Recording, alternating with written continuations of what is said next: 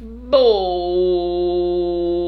noite! E aí, meus queridos?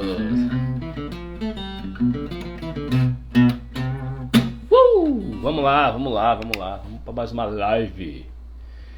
Eita! E aí, como é que estão essas lives aqui para vocês?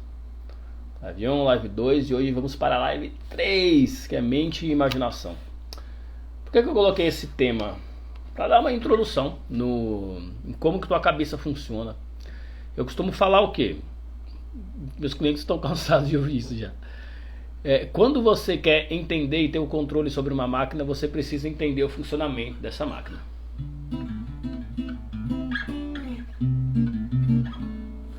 Então é muito necessário que você entenda o mínimo de como o seu cérebro funciona. Tá? Bem necessário. Então eu tô aqui nessa live de hoje para explicar um pouquinho para você, para que você retome o controle.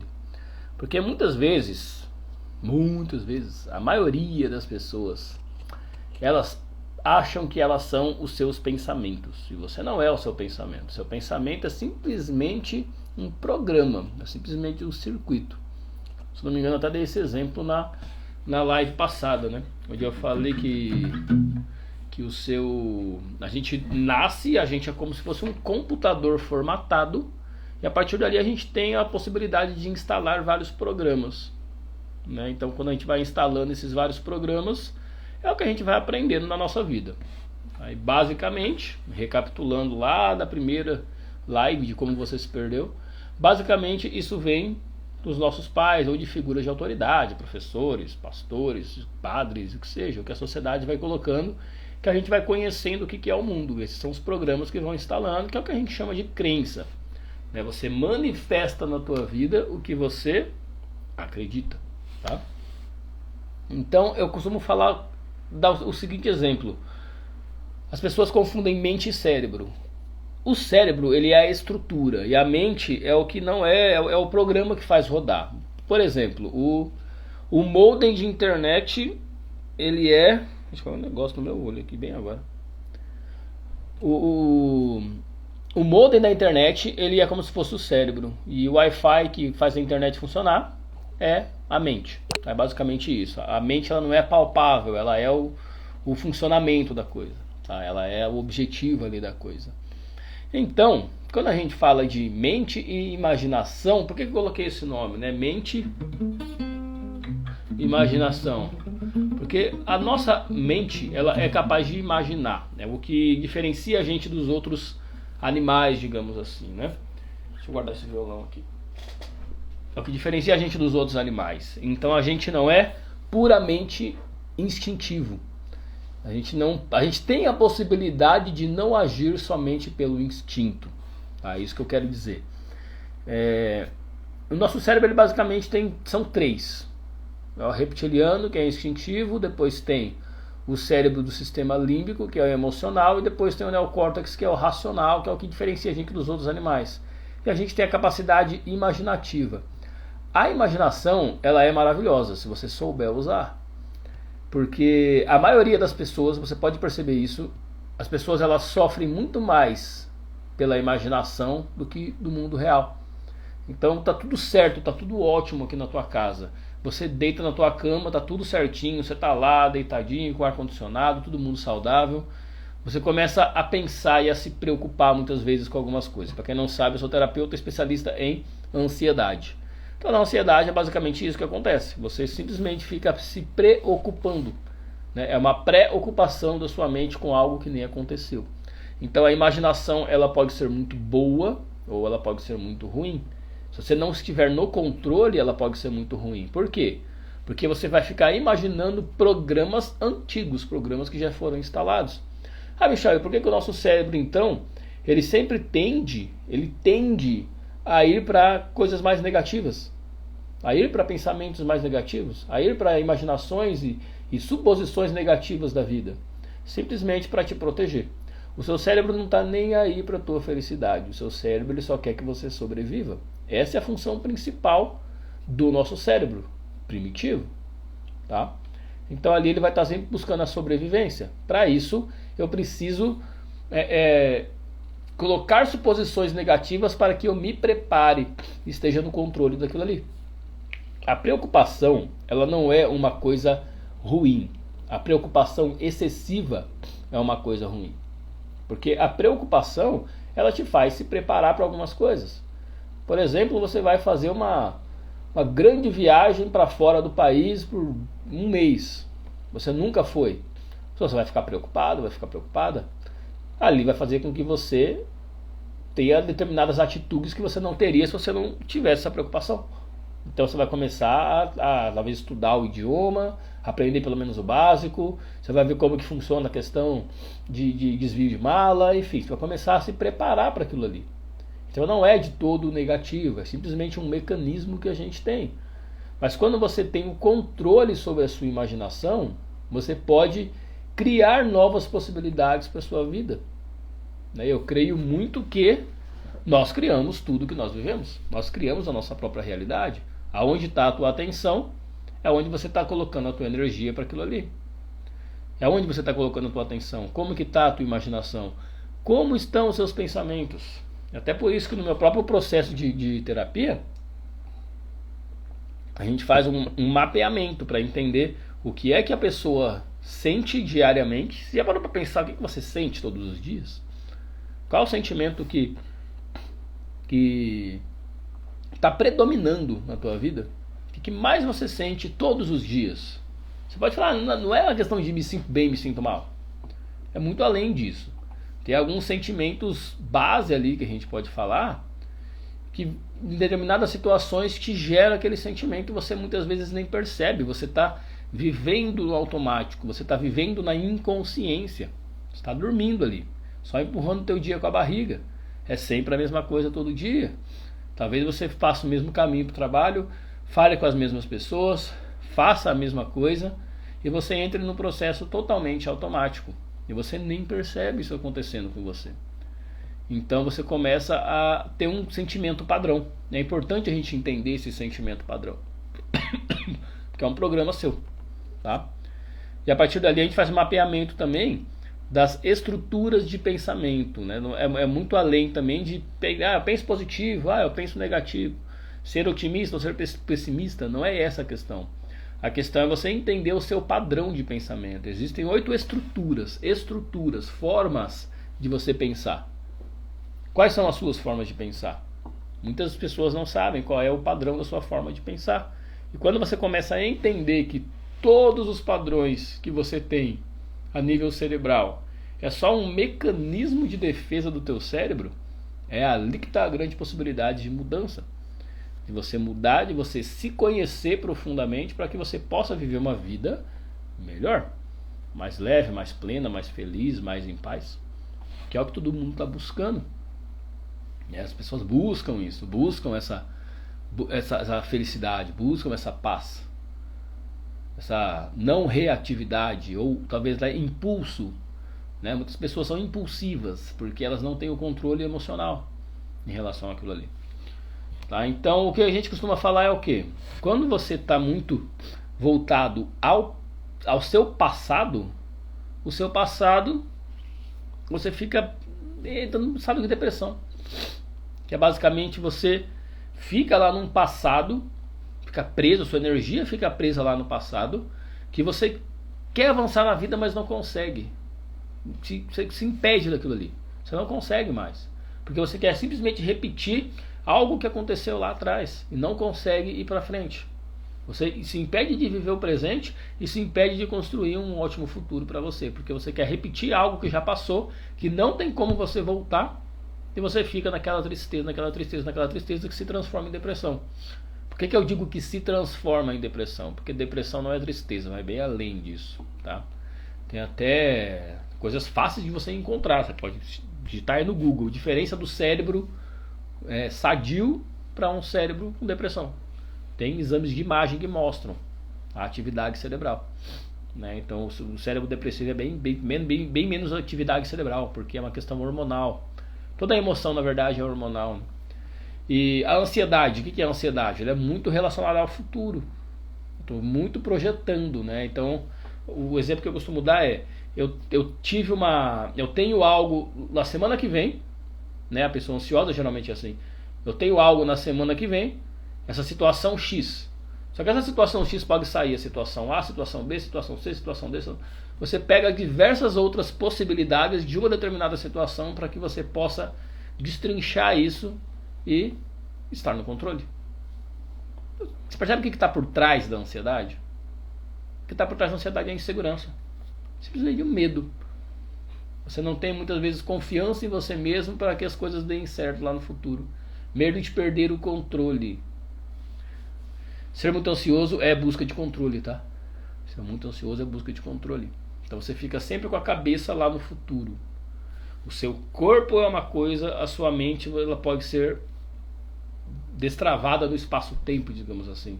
Ou você está muito para o passado, igual a gente estava falando agora, ou você está muito para o futuro, igual a gente estava falando agora, ou você está totalmente no presente, que daí é a vida real, aí é a vida de verdade. Estar no momento presente é Deus, é a consciência, é o divino. Você tem totalmente consciência e está totalmente presente no momento de agora. É isso que todos devem buscar. Estar vivendo o momento presente, estar vivendo o momento de agora. Porque é isso que vai trazer toda a plenitude para a tua vida. Perceba que a memória, ela nos serve como passado. A imaginação nos serve como futuro. E o presente é simplesmente consciência. Estou aqui totalmente consciente. Por que dizem tanto, e nos últimos anos foi tão trazido para o Ocidente a questão de yoga e meditação? Yoga eu não sou adepto não, mas da meditação eu sou. Porque te deixa no estado de presença. Te deixa simplesmente no aqui e no agora. É um belo estado de presença. Então por isso que falam tanto disso. Por isso que é tão importante você estar no momento presente. Estar no momento presente é o que você é. É simplesmente a consciência. Você está consciente do momento presente. De tudo que está acontecendo exatamente agora. Você está no agora, vivendo o agora. Né? Porque quando a gente fala de imaginação, até falei no começo, né? O ser humano sofre mais na imaginação do que na realidade. Por que eu falo isso?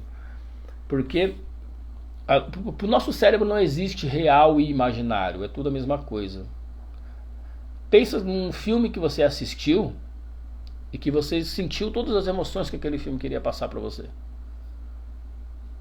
É simplesmente isso. Você sabe conscientemente que é um filme, que é roteiro, que é efeito especial. Mas você sente as emoções que o filme quer passar. Por quê? Porque para o seu cérebro aquilo ali é real. O seu cérebro interpreta aquilo ali como real. Então se você fica ouvindo músicas com palavras, com frases que falam... A gente vê, né, os top 10, top 15, top 20, top 50 que seja, de músicas mais ouvidas no Brasil, você vê que a letra é a coisa mais horrível do mundo. É um mundo totalmente voltado para sexo e bebida. É isso a letra das músicas. Traição, bebida e sexo, e é isso. Né? Então, e as pessoas ouvem aquilo ali. Toda palavra que entra no seu cérebro, ele guarda, tá? Aquilo ali se torna um mantra. Aquilo ali se torna uma crença na tua vida. Por isso você deve cuidar muito com o que você ouve. E obviamente com o que você assiste também. Né? Conheci pessoas, principalmente dentro do consultório, muito ansiosas, com muita dificuldade para dormir, que me diziam que só conseguiam dormir com a televisão ligada. Aí a pessoa deixa lá a televisão ligada. O seu cérebro está absorvendo tudo que está passando na televisão. Você acha que não? O seu consciente dorme. O seu subconsciente não dorme. É por isso que você acorda com o som do despertador.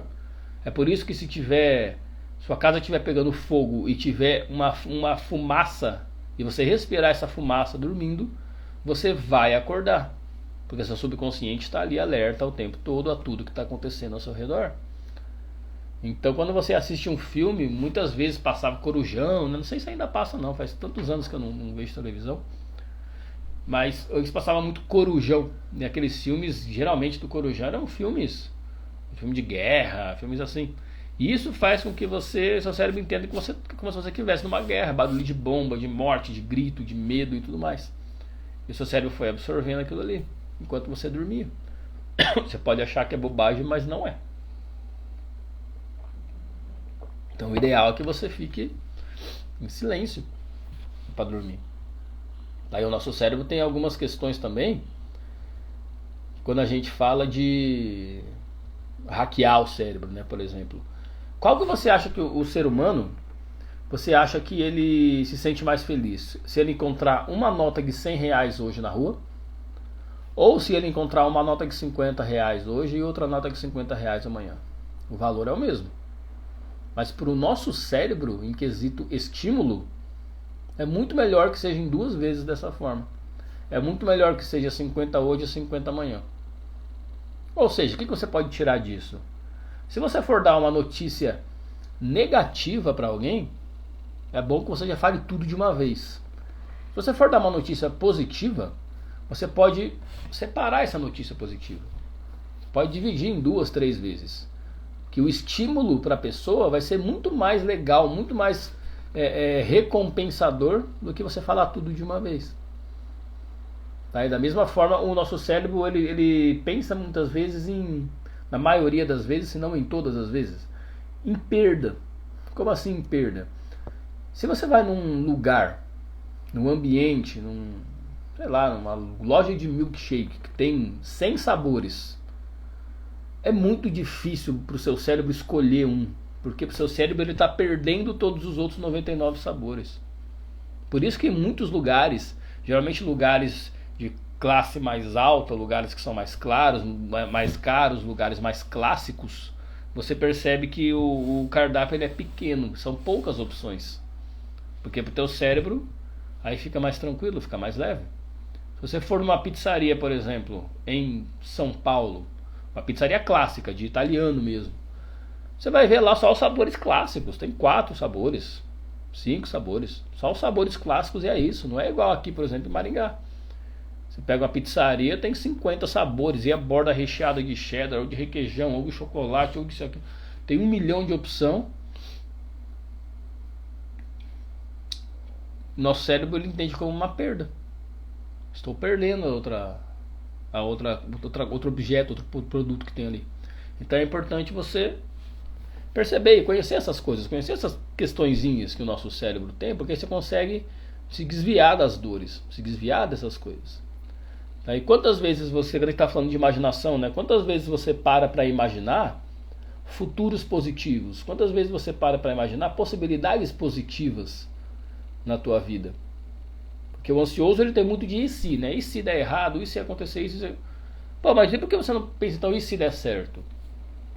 E se for tudo certo? E se der tudo certo? Começa a forçar o teu cérebro a ir para esse caminho. Força o teu cérebro para ir para esse caminho. Isso vai te ajudar.